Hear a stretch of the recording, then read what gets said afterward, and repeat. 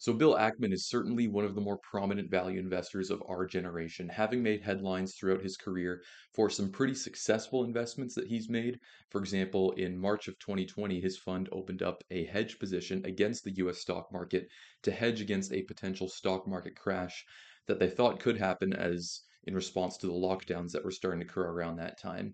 And this ended up being about a $2.6 billion gain for his fund with very limited capital that they put at risk in a very short period of time. So this was a pretty successful and well-timed investment for the fund.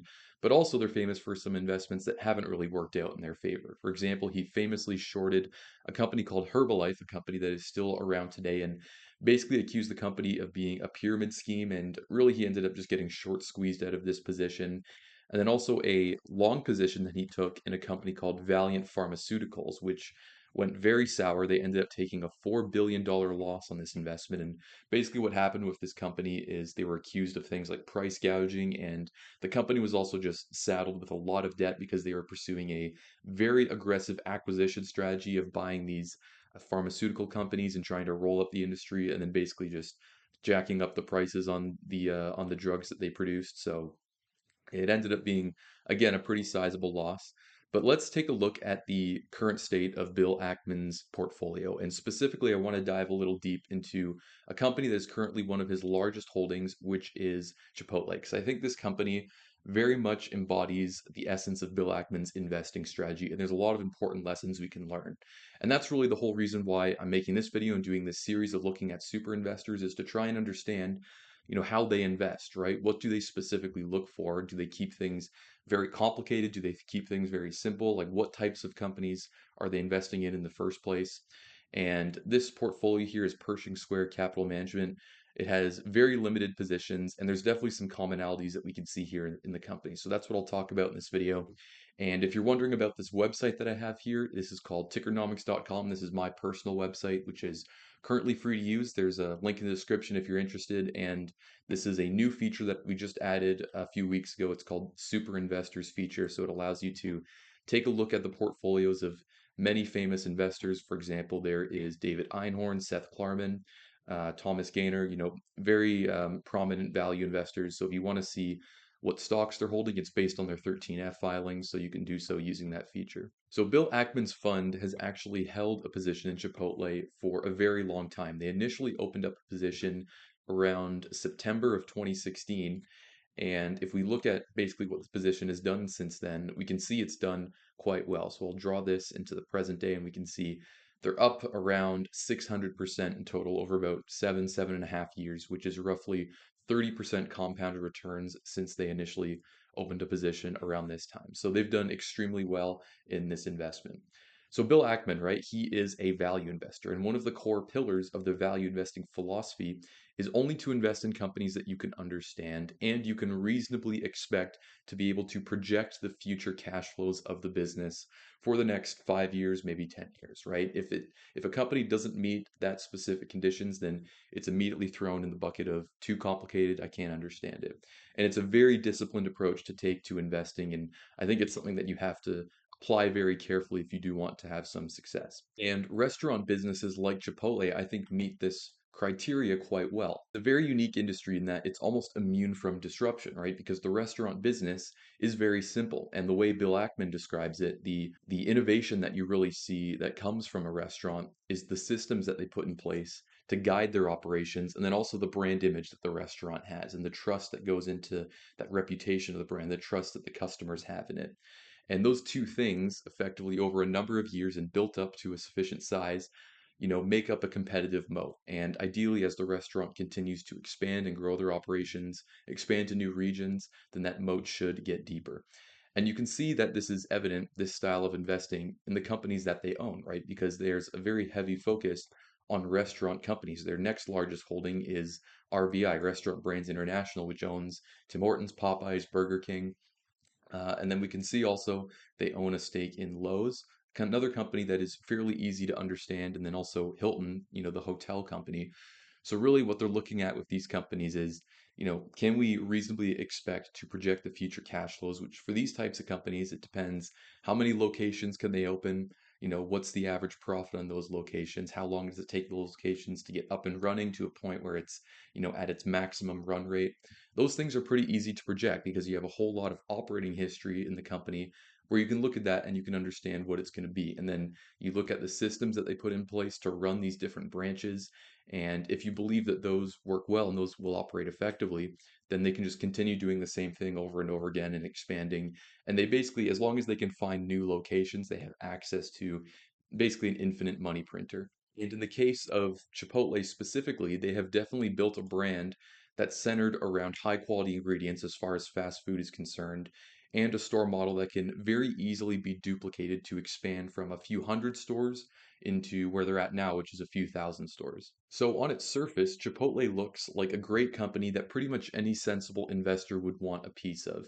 And I think if you're looking at companies, not just Chipotle, but companies in general that are easy to understand, it's going to be much harder to find potential mispricings in them because they're easy to understand, right? There's just simply less opportunities for different investors to have disagreements over what they think the company should be worth. And that's kind of always been the problem with Chipotle is they have pretty much perpetually traded at a nosebleed level valuation as far as restaurants go.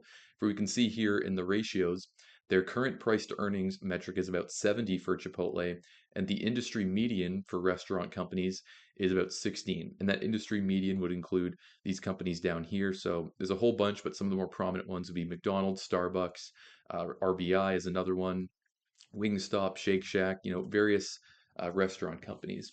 So they're trading at a 70 price to earnings ratio, and that's not something that has recently come up. If we take a look at their history, say over the last 5 years, they've pretty much always traded at a extremely high valuation. I mean, the lowest it's really gotten to is kind of in the 40s, which for a company that is based around physical locations that operates a primarily, company-owned model. They don't franchise. They just recently started franchising in very limited stores in specific areas, but it's primarily corporate owned.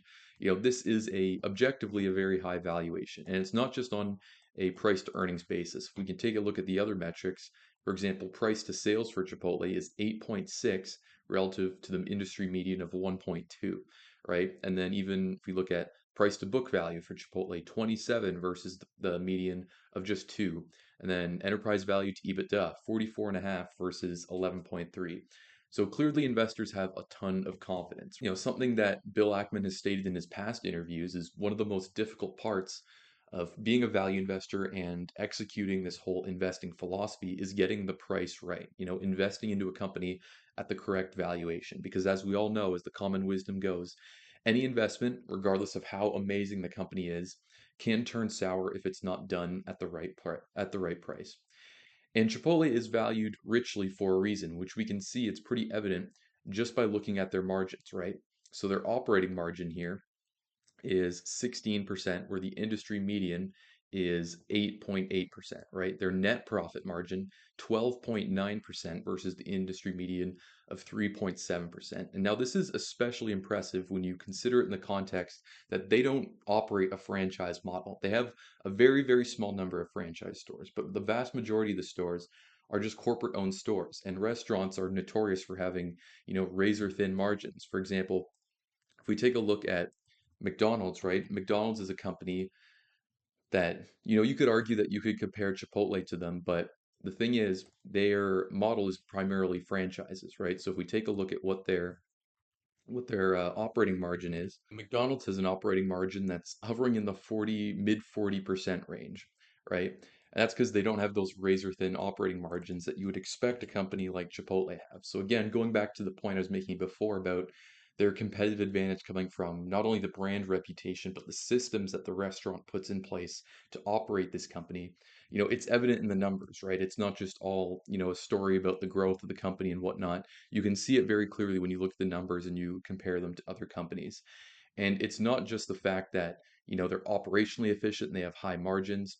If we go back to or if we look at what their revenue growth has been, this is a company that still is historically growing at a pretty fast rate. They're still growing in the double digit range.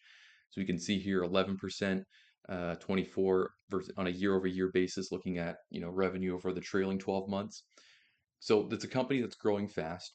And then also another metric I want to point out is they generate a lot of free cash flow, right? Which again is kind of something you wouldn't expect from restaurants, but their free cash flow conversion in the more recent years, so percentage of revenue that gets converted into free cash flow, is at about 12%, which for restaurants, that's very impressive, and especially one that operates a corporate-owned strategy. So it's expensive, right? Because it is, objectively speaking, a high quality business, and pretty much every investor that just looks at this company for a few minutes can recognize it as that. So the question becomes, how did Bill Ackman justify a purchase in an expensive stock like Chipotle? And as he describes it, the entry point for this investment came at a low point in Chipotle's history, which was around 2015, 2016 time, where they were having some food safety issues related to many things, but one of them was E. coli contamination in their food. So once the news broke of that and they started having all these allegations come against them, the stock price dropped quite a lot. And for good reason, right? I mean, something like this can be detrimental to a company like Chipotle, right? Their whole brand image is built on high quality ingredients and freshness of their ingredients. So if there's this news coming out that says, well, maybe that's not the case, something like that can erode a ton of their brand value that they probably spent years and years trying to build up. So something like this isn't good, and justifiably the stock price dropped quite a lot in response to this.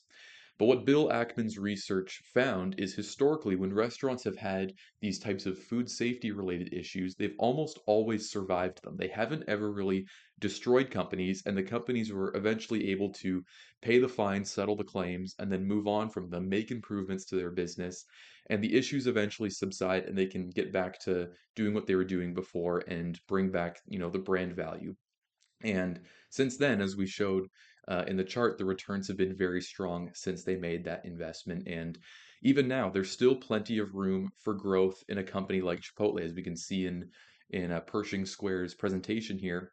It's not just about expansion, but there's new unit growth as well in North America, same store sales increases, and then they're also expanding into Europe. And then they just opened a few franchises in the Middle East. So there's still plenty of long-term growth potential in a company like this, which partially explains why it's valued so aggressively in the first place. And what Bill Ackman said specifically related to this is that once a restaurant can open up a few hundred stores, it's really not so hard to envision them getting to a few thousand stores, as is the case with Chipotle, because at that scale, it becomes more about having a proven system for operating the stores where pretty much anyone, even if they don't have experience as a Chipotle restaurant manager or as any restaurant manager for that matter, it's a lot easier to go from, 100 to 1,000 stores than it is to go from 1 to 100 stores. So, in conclusion, I would describe Bill Ackman's investing style as this. First, start with companies that you can understand, even if that's a very simple company like Chipotle, where it's a restaurant or a hotel or a home hardware company. And then once it's a company you can understand, assess whether or not you can reasonably project the future earnings and the future cash flows of that business into the next 5 years and maybe even into the next 10 years based on your understanding of the company and what needs to happen for that company to grow their earnings, revenue, cash flow into the future. And if that research leads you to believe that it is, in fact, in your eyes, a high quality business, then determine a price that you're comfortable buying into it at. And then just be patient. And if something happens to the company that's scaring away other investors, assess whether or not it's actually something that you believe is detrimental to the company, or if you think it's something that may be detrimental for 1 year or 2 years, but eventually the company will move past it and get things back on track the way it was before. So if you believe that it's just a short-term fear, then you can certainly capitalize on it. And it's really a combination of many different value investing lessons that, are pretty common to the whole value investing philosophy. Like focus on what you know, focus on what you can understand, avoid speculation, make sure you can actually assess the future prospects of a potential investment, and don't be afraid to go against the consensus when the time presents itself. So yeah, that's pretty much it for this video. I hope you guys did find this insightful. If you did, then please leave a like. And if you're new to my channel, I'd appreciate it if you would consider subscribing. And I'll see you guys in the next video.